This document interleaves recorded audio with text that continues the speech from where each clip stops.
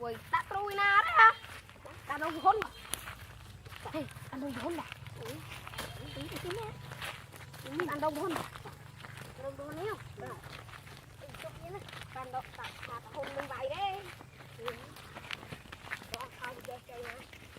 ai đi tận luôn ai đi tận luôn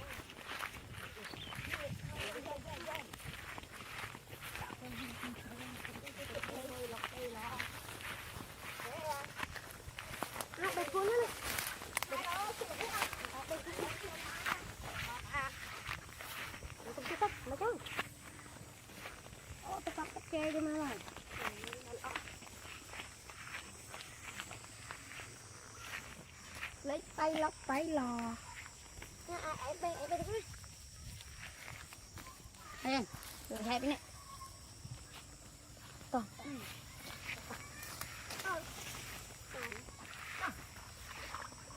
tay cô này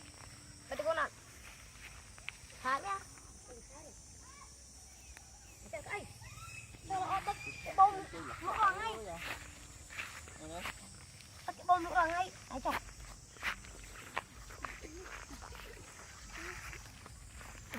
Xịn nhá. đừng thả lên đừng hết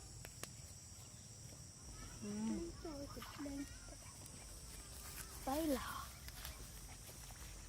cái gì mà thả ra đó lò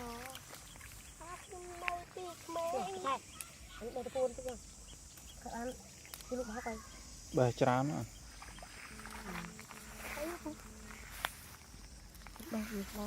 mấy mấy cuốn mấy thằng khác đó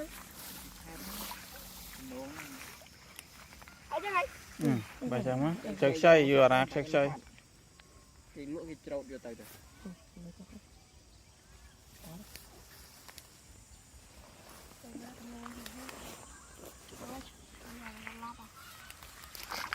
nên bà lá này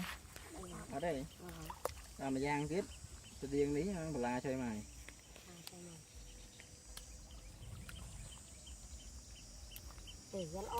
anh chu chơi mà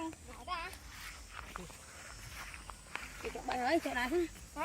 con cá chơi mua mày cá chơi cao mấy chảo cho mẹ đâu cá chơi rồi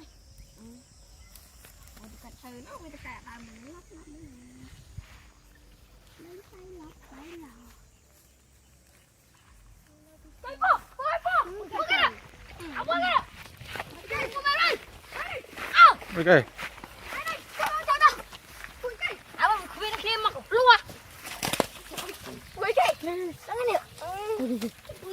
oh bị kia này kia à kia em nào kia vậy ok mà chắp em mà oh bộ đi cúi chặt là mồm hạ mà đó chắp em mà ngựa thế đấy Bộ anh à ỏi men ỏi ý nào tôi chui chừng này cho nó mồm Preng vô bên đây chấm á can bây giờ mà lờ ôi đấy à ôi đi cầm dạ mày bây giờ cho ăn khăm lá nè ăn cái đi ô cho nó mồm anh ấy cho nó mà anh cho nó mồm cái cho nó mồm mà gì cái đấy u thì rõ thì rõ u thì rõ u vô à bụng u vô à vô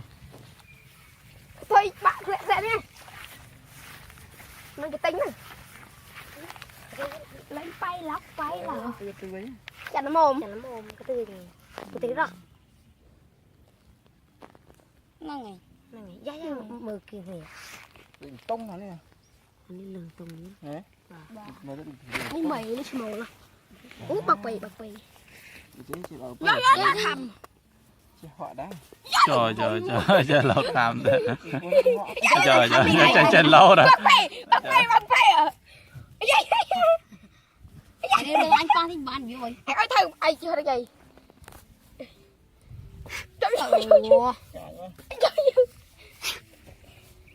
trời ơi cả cho bạc bì này mới ở đây vô anh thưa đi khăm ở khăm phụ ấy ở đây khăm này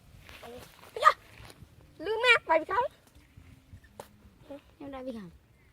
khăm thế tung dạ Quay với khang khang mấy. đồ anh kháng của em Trời trời trời. công phu bên đà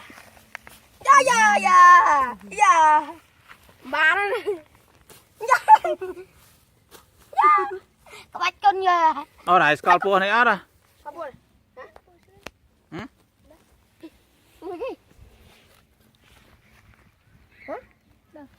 Scorpio đó. chậm nó mấy hoàng ra một cái chơi bay nít hơi rồi chưa hình như phải cùng mình luôn chặt ngơm cái không sao để chăn là mồm chặt đi đấy chặt đi để chăn là mồm để phụ tiền là tục trào lắm ớt ta để sát được sát đi bố sẽ yêu tưa tưa vậy trời ơi trời phải con mình luôn chơi công phu Bài sát. cặp chàn